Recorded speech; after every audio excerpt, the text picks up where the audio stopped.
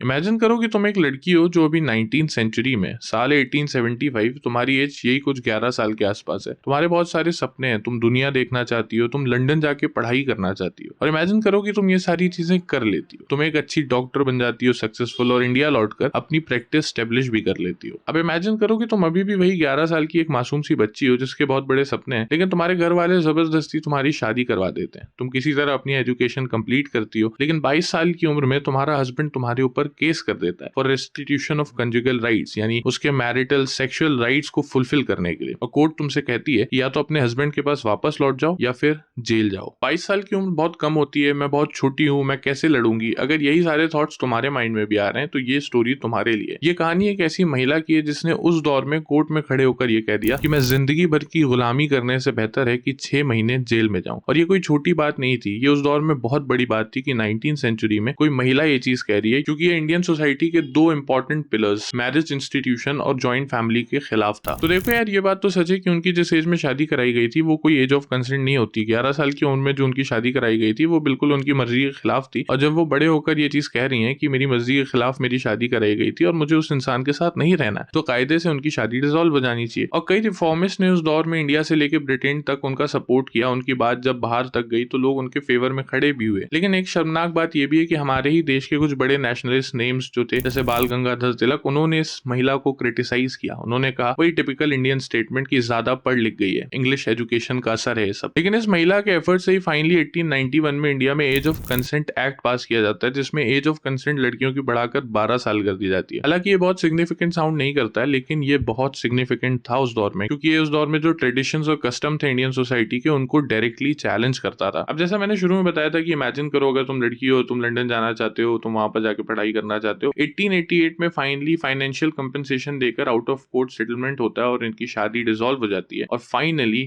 ये महिला London school of medicine for women जाती हैं, वहां से अपनी पढ़ाई कंप्लीट करती हैं, इंडिया आती हैं वापस एक सक्सेसफुल डॉक्टर बनके, और अपनी पूरी लाइफ मेडिसिन और वुमेन राइट को डेडिकेट भी करती हैं। इनका नाम है रखमाबाई। तुम में से ज्यादातर लोग शायद ये नाम पहली बार सुन रहे होंगे, लेकिन ये वो नाम है जिसने इंडिया में मॉडर्न फेमिनिज्म को बहुत बढ़ावा दिया। ये एक लैंडमार्क केस था जिसने मॉडर्न फेमिनिज्म की नींव इंडिया में रखी एक तरीके से। तो इस वीडियो को बाकियों तक भी पहुंचाओ, स्टोरी को शेयर करो, और ऐसे और भी वीडियोस के लिए फॉलो कर लो।